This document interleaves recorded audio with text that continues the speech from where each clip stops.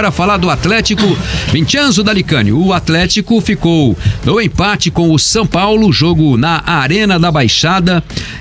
O Atlético até saiu na frente, mas sofreu o gol de empate logo em seguida, né? Não demorou, não deu nem tempo de comemorar muito, né, Vincenzo? Boa tarde. Boa tarde, Linhares. Boa tarde aí a todo mundo. Boa tarde aos ouvintes que acompanham a gente também. Pois é, não deu nem tempo de comemorar, mas foi um gol muito bonito do Atlético, um gol muito importante também pelo símbolo que teve. Vitor Bueno cruzou e o Pablo completou de cabeça. Belo cruzamento do Vitor Bueno. Você que tá no YouTube com a gente, acompanha as imagens da partida de ontem. Belo cruzamento do Vitor Bueno, então, e o Pablo cabeceia pro fundo do gol. Os dois foram vaiados, mas não pela torcida do Atlético, pela torcida do São Paulo antes da bola rolar. Dois jogadores que tiveram passagem longa pelo São Paulo, o Vitor Bueno e o Pablo, terminaram não de uma maneira agradável, terminaram a passagem de uma maneira ruim pelo São Paulo. Então os dois participaram do gol do Atlético contra o São Paulo, mas logo depois o Furacão toma o gol de cabeça do Pablo Maia, e aí merece muito destaque, porque o Pablo Maia começa a jogada na meia-lua da área, ele sai completamente livre de marcação, chega na linha da pequena área, livre de marcação, sobe livre de marcação e cabeceia livre de marcação. O Pablo Maia não foi incomodado em nenhum momento pela defesa do Atlético nesse lance, e a defesa do Atlético que volta a sofrer gols de cabeça na temporada. Com o Wesley Carvalho tinha acontecido um aumento. Lá nos primeiros jogos, nos primeiros 10, 15 jogos, tinha acontecido um aumento de 80% nos gols em bola aérea. Agora, 3 jogos seguidos, Botafogo, América Mineiro e o São Paulo ontem. Então o Tiquinho Soares marcou, o Emanuel Martínez do América marcou. O Emanuel Martínez, que tem 1,60 de altura, se eu não estou enganado, é um jogador mais baixo, então marca um gol de cabeça. E aí ontem o Pablo Maia, que tem 1,78, também não é tão alto, faz o gol de cabeça pro São Paulo. Então o Atlético que volta a sofrer com isso. Daqui a pouco a gente vai ouvir o Wesley Carvalho comentando isso também. O Atlético então não consegue criar tantas chances depois do empate do São Paulo, o jogo fica muito truncado. Essa também é a avaliação do Wesley Carvalho. Um jogo muito minado pela arbitragem, né? A arbitragem do Rafael Rodrigo Klein, árbitro do Rio Grande do Sul, parando muito o jogo, dando muitas faltas pequenas, muitos intervalos entre as marcações de faltas e outras marcações de campo. Tem até um momento que eu queria relembrar,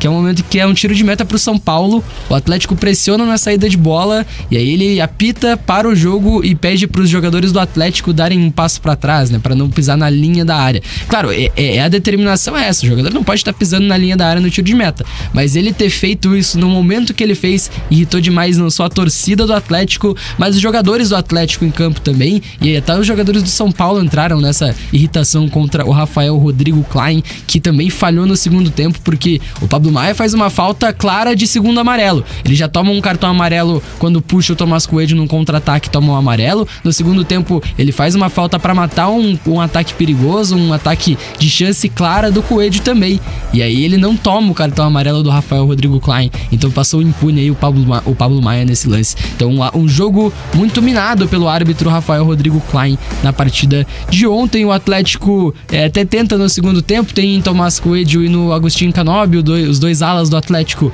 jogadores mais efetivos, mais perigosos do time na partida. O Vitor Bueno também fez bom jogo, mas o Furacão não conseguiu mudar um cenário, não conseguiu tirar o São Paulo da sua zona de conforto. No segundo tempo, o Wesley Carvalho coloca o Rômulo e o Rômulo na do Bruno Zapelli e o Luciano Riagada na do Hugo Moura, né? Tira 2 jogadores de meio campo, coloca 2 atacantes. Depois ele até fala, e a gente vai ouvir ele falando aqui, ele até fala que ficou muito exposto por colocar muitos atacantes na partida e morre com 3 substituições, né? Termina a partida com 3 substituições pra fazer. Confesso que não sei quem ele poderia colocar naquele banco de reservas do Atlético, que está bem desfalcado nesse momento da temporada, e tinha 5 jogadores da base no banco de reservas, né? Então, enfim, o Wesley Carvalho morre com essas 3 substituições. O Atlético empata mais uma vez na Arena da Baixada, são 3 vitórias e 6 empates na Arena da Baixada desde que o Wesley Carvalho assumiu o time, claro, no Campeonato Brasileiro. Então o Furacão fica aí na 7ª colocação, a 1 ponto do G4, tem 49 pontos, o Grêmio, 4º colocado, tem 50,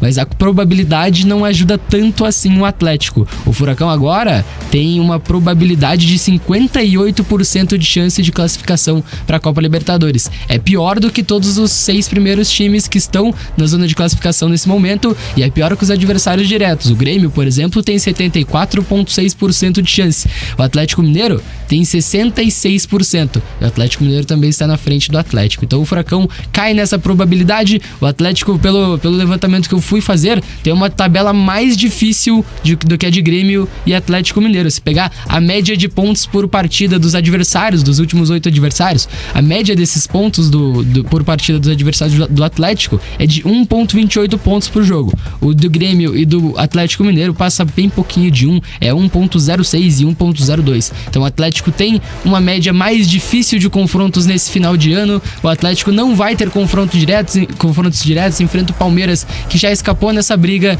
e aí não enfrenta mais Grêmio ou Atlético Mineiro. O Grêmio e o Atlético Mineiro se enfrentam durante esses 8 jogos. Então o Atlético se complica nessa briga pela Libertadores. Não depende apenas de si mais. O Atlético vai ter que torcer aí por tropeços de Grêmio e Atlético Mineiro e fica na 7ª colocação. Deixa o G6 no momento que não podia deixar o G6 do Campeonato Brasileiro, né?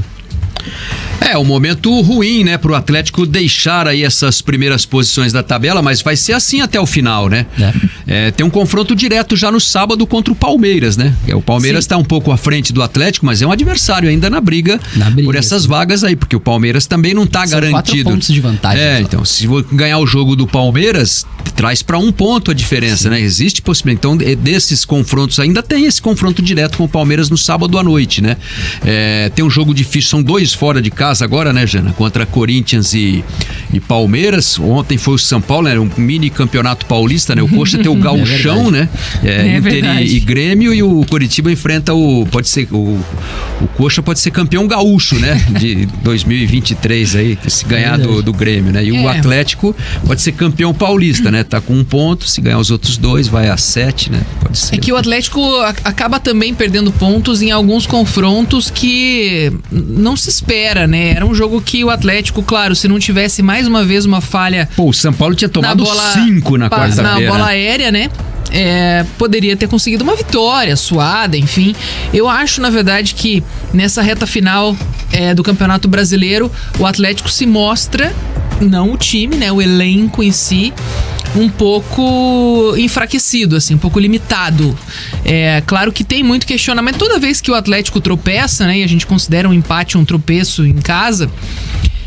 existe muito questionamento em cima do trabalho do Wesley Carvalho, porque vai acabar sobrando pro treinador, né? Mas não colocaria assim toda a culpa nele, porque, claro, ele poderia testar algo diferente, poderia colocar um garoto da base que tá ali no banco, poderia, mas ele muitas vezes acaba repetindo, né, fórmulas que parecem mais seguras, que já deram certo, de jogadores que já se conhecem, que já estão há mais tempo juntos ali, mais entrosados, para tentar fazer o Atlético somar os pontos que precisa e conquistar o seu objetivo, né? Então, nesse momento, às vezes pode ser também algo ousado, digamos assim, né? Você querer mudar demais o time. Então ele encontrou, principalmente pelas pontas do campo, com o Coelho e com o Canóbio, algo que vem funcionando muito bem. Os dois são os jogadores mais produtivos do Atlético nos últimos tempos, né? Nos últimos meses. E já foram jogadores muito questionados. Sim, foram jogadores que passaram por reciclagem com o Paulo Turra, né? Que ficaram de fora, que não eram nem relacionados. Então, assim, foi um elenco que evoluiu, mas esse elenco, basicamente, que está funcionando, é um elenco que foi montado no ano passado, né? Que é onde teve muito investimento em contratações. Então, logicamente que agora, para o próximo ano, para o ano do centenário, certamente o Atlético vai precisar ir ao mercado, porque ele não tem tantas opções assim para fazer uma temporada boa do começo ao fim, né? A gente já discutiu isso até na sexta-feira, falando sobre a questão do Atlético ter disputado o Campeonato Paranaense com o time principal. Então, assim, muitos jogadores acabaram se lesionando e também estão desgastados já, né? No mês de novembro aí estamos entrando. Então, isso acaba pesando no final de temporada. O Atlético perdeu jogadores importantes, né? O Christian ainda não voltou, o Vitor Roque tá fora. Então, assim, você não tem, por exemplo, um substituto de ofício pro Pablo, que às vezes se questiona também, né? E ainda é o jogador que faz gol, né, pro Atlético. É o cara que continua sendo ali o artilheiro. Então, eu acho que o elenco do Atlético está limitado para encarar, por exemplo, uma disputa dessa em que vários adversários que estão brigando também por essa vaga direta à Libertadores parecem estar mais fortalecidos nesse sentido. Claro, futebol, né? Muita coisa pode acontecer. Certamente o Atlético vai lutar por essa vaga e por essa melhor posição até a última rodada. Ele tá muito dentro, né, desse grupo, tá brigando com o que tem de melhor, na verdade. Mas não é uma luta fácil. Ele não vai conseguir fazer isso com o pé nas costas. Ele vai ter que, a cada jogo, se entregar e tentar mostrar mais do que vem demonstrando. É isso mesmo, o Atlético tá quanto tempo aí? Quase um mês sem lateral direito, né? Porque o Bruno Pérez foi contratado, parece o Gessé Rodrigues lá do Curitiba, né? Ele chegou a ter tá no elenco, né? Tá, jogou de titular. Chegou a jogar, né? Esse que é o pior, na verdade. E você vê, ontem nem no banco ele tava, né? Há um tempo, desde a partida contra o Curitiba, ele não tá contundido, né? Não, ele tá treinando em período duplo, treina de manhã e treina à tarde. É muito tempo, né? Pra você preparar um jogador que veio pra suprir uma deficiência grande que o Atlético deu certo, né? Se adaptando, deu certo. Eu acho que agora ele não quer mudar. Hoje, se você perguntar pra qualquer um, Coelho ou Bruno Pérez por ali? Tomás Coelho.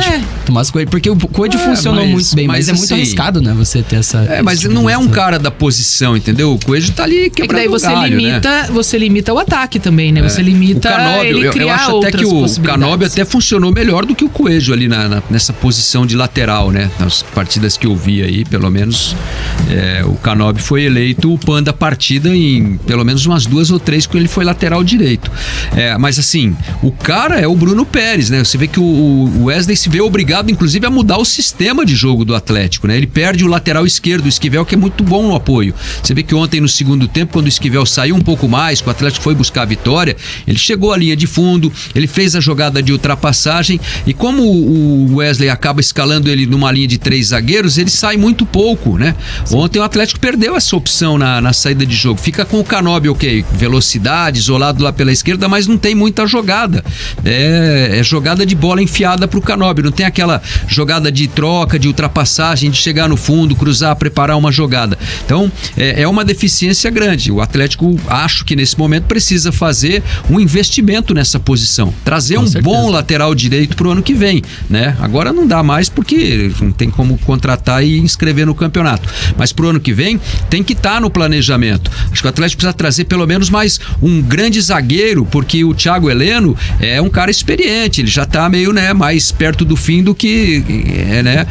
E daqui a pouco o Thiago Heleno também vai acabar se aposentando, ou o Atlético precisa suprir essas deficiências.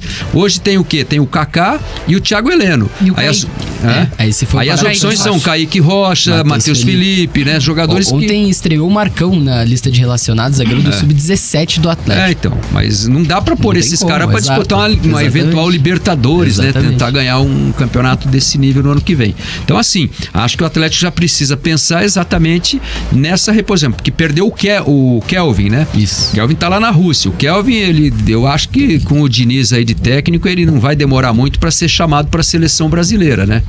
E enfim. E o Bruno Pérez, né, tá lá no come e dorme, né? Não tá se preparando para entrar numa situação boa, mas é muito tempo para você preparar um jogador que veio para ser uma solução para um problema grande ali, porque perdeu o Madison, né? O Madison ainda não tem nem notícia de que ele vai voltar semana que vem ou na outra, né? Ainda tá bem uma recuperação bem demorada, né? E é a única opção que o Atlético tem, né? Você vê que a saída do Madison fez um prejuízo grande aí pro time do Atlético.